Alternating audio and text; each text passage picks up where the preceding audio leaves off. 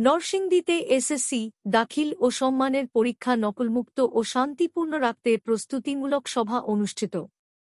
নরসিংদীতে ২০২৫ সালের এসএসসি দাখিল ও সম্মানের পরীক্ষাসমূহ নকলমুক্ত ও শান্তিপূর্ণভাবে সম্পন্ন করতে অনুষ্ঠিত হল প্রস্তুতিমূলক সভা। উপজেলা প্রশাসনের আয়োজনে নরসিংদী সদর উপজেলা পরিষদ কনফারেন্স রুমে এ সভা অনুষ্ঠিত হয়।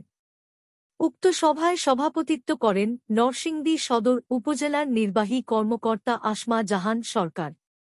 এতে প্রশাসনের বিভিন্ন স্তরের কর্মকর্তারা উপস্থিত ছিলেন। সভায় পরীক্ষাসমূহ সুষ্ঠুভাবে সম্পন্ন করতে নকল প্রতিরোধ, নিরাপত্তা ব্যবস্থা জোরদার এবং পরীক্ষার সুষ্ঠু পরিবেশ নিশ্চিত করার বিষয়ে বিস্তারিত আলোচনা করা হয়। উপজেলা নির্বাহী কর্মকর্তা আসমা জাহান সরকার বলেন, আমরা কঠোর নজরদারির মাধ্যমে একটি নকলমুক্ত, সুষ্ঠু ও নিরাপদ পরীক্ষা নিশ্চিত করতে চাই। এজন্য সবাইকে সচেতন থাকার আহ্বান জানাচ্ছি।